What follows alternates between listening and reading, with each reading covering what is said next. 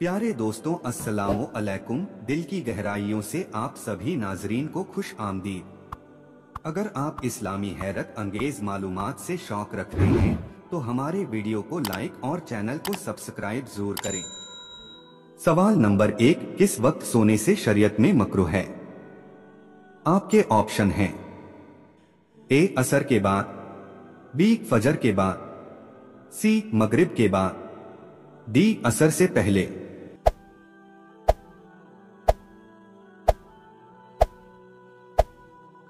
सही जवाब है ऑप्शन सी, मगरिब और ईशा के दरमियान सोना मकरूह है। सवाल नंबर 2, रात को सोते वक्त सुरमा लगाना क्या है? आपके ऑप्शन हैं: ए सुन्नत है, बी वाजिब है, सी मुस्तहब है, डी नाजायज है।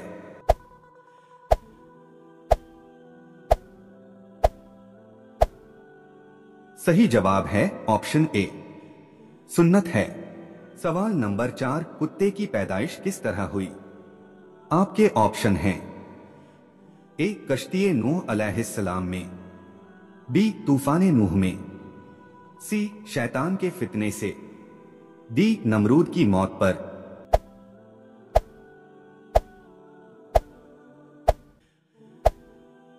सही जवाब है ऑप्शन ए, खुदाए ताला ने जब हजरत आदम अलैहिस्सलाम का पुतला मुबारक तैयार फरमाया तो फरिश्ते हजरत आदम अलैहिस्सलाम के उस पुतले मुबारक की ज़ियारत करते थे, मगर शैतान लईन हसद की आग में जल भूल गया और एक मर्तबा उस मरदूद ने बोगजो कीने में आकर आदम अलैहिस्सलाम के पुतले मुबारक पर थूक दिया।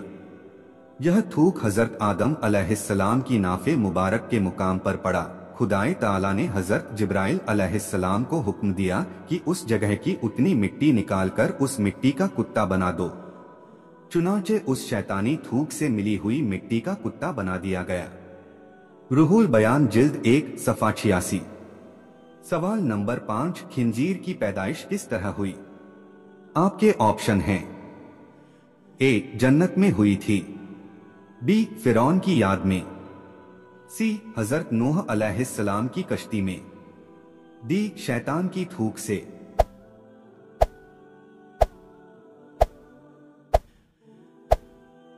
सही जवाब है ऑप्शन सी, उसकी पैदाइश इस तरह हुई कि कश्ती नूह में जब जानवरों का गोबर फैल गया था तो लोग अफूनतो बदबू से परेशान होकर हजरत नूह अलैहिस्सलाम की बारगाह में शिकायत करने लगे। तो अल्लाह ताला ने हजरत नूह अलैहिस्सलाम की तरफ वही भेजी कि हाथी के दुम हिलाओ। आपके दुम हिलाते ही उससे खिंजीर नर व मादा निकल आए और नजासत खाने लगे। इब्ने कसीर पारा 12 रुकू 4 मारिजुन नबुवत सफ़ा 57। सवाल नंबर 6, चूहे की पैदाइश किस तरह हुई? आपके ऑप्शन हैं: ए समंदर से, बी बदबूदार पानी से, सी अनाज से, डी शैतान की छींक से।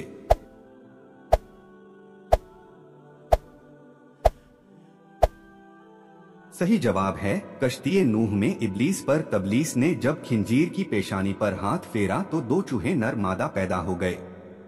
सवाल नंबर 7, बिल्ली की पैदाइश किस तरह हुई?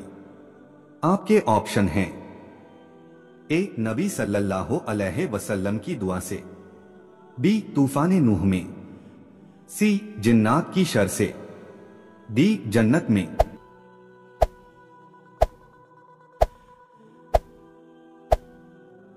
सही जवाब है ऑप्शन बी, कश्ती नूह अलैहिस्सलाम में चूहों ने जब कश्ती के तख्ते कतरने शुरू किए तो हजरत नूह अलैहिस्सलाम ने बारगाहे इलाही में इल्तिजा की तो हुक्म इलाही हुआ कि शेर की पेशानी पर उंगली फेरो। आपने ऐसा किया तो शेर को छींक आई और उससे बिल्ली का जोड़ा निकला जिससे चूहे दबक कर बैठे रहे। इब्ने कसीर पारा नंबर 12 रुकू 4। सवाल नंबर 8, शीशा की अंगूठी और झनकार वाला पायल पहनना कैसा है? आपके ऑप्शन हैं: ए हराम है, बी जायज है, सी ममनू है, डी मुस्तहब है।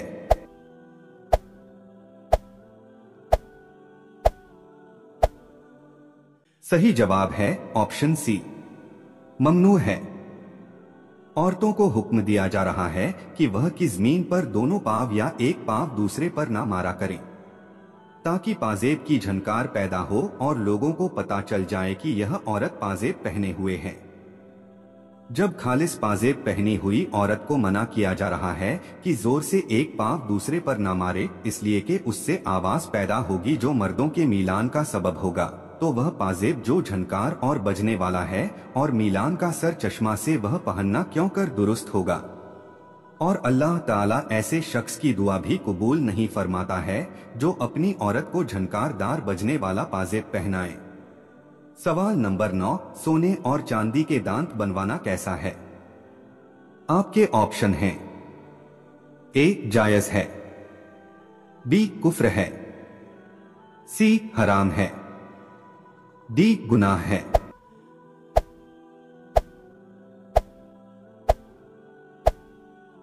सही जवाब है चांदी के दांत बनवाना तो औरत व मर्द सबके लिए जायज है, लेकिन सोने का दांत बनवाना किसी के लिए जायज नहीं।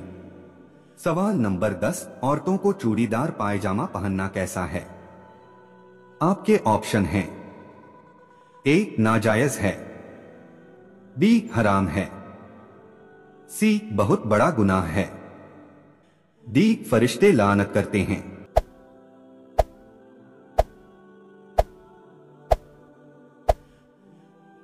सही जवाब है ऑप्शन बी। औरतों को चूड़ीदार पायजामा पहनना यूं ही अपनी लड़कियों को पहनाना, ख्वाह वह छोटी हो या बड़ी, हराम व नाजायज है। और हुजूर सदरुश शरीयह अलैहिर्रहमतु व रिजवान तहरीर फरमाते हैं कि औरतों को बिलखुसूस चूड़ीदार पायजामा नहीं पहनना चाहिए। औरतों के पायजामे ढीले ढाले हों और नीचे हों के कदम छुप जाएं, उनके लिए जहां तक पांव का ज्यादा हिस्सा छुपे अच्छा है। सवाल नंबर 11, औरतों को बारीक दुपट्टा ओढ़ना कैसा है?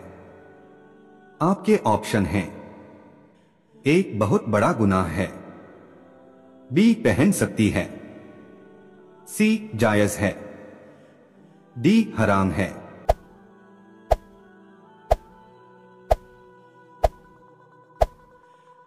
सही जवाब है ऑप्शन डी। बारीक दुपट्टा ओढ़ना दुरुस्त नहीं बल्कि नाजायज व हराम है। जैसा कि हदीस शरीफ में आता है कि हजरत अलकमा बिन अबू अलकमा अपनी माँ से रिवायत करते हैं कि हफ्सा बिनते अब्दुर्रहमान हजरत आयशा रजी अल्लाह ताला अन्हा के पास बारीक दुपट्टा ओढ़कर आई, तो हजरत आयशा रजी अल्लाह ताला अन्हा ने उनका दुपट्टा फाड़ दिया और मोटा दुपट्टा उठा दिया। मिशकात शरीफ किताबुल लिबास सफ़ा 377।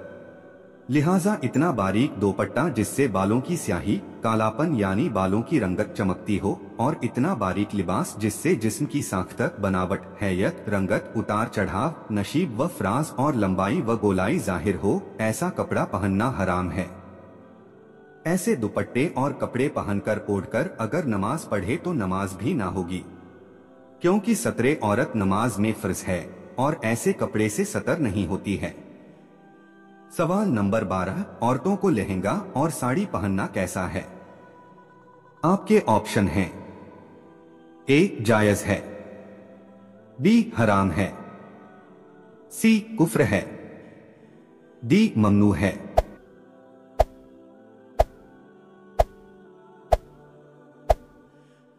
सही जवाब है ऑप्शन ए, जायज है। औरतों को लहंगा और साड़ी पहनना जायज है, मगर उन जगहों पर जहां लोग उसे लिबासे कुफ्फार जानते हों वहां पहनना ममनू व गुनाह है, कुफ्फार से मुशाबिहत की बिना पर।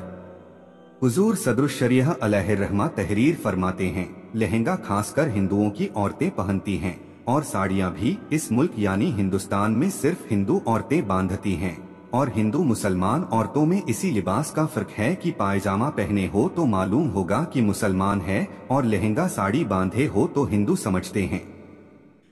लिहाजा मुसलमान औरतों को हरगिज कुफ्फार के यह लिबास पहनने ना चाहिए। तावा अमजदियह जिल्द 4 सफ़ा 144। सवाल नंबर 13, शैतान किस औरत के कान में पेशाब करता है? आपके ऑप्शन हैं: ए सोकर देर से उठने वाली, बी बाजारों में घूमने वाली, सी नमाज ना पढ़ने वाली, डी शौहर की नाफरमान।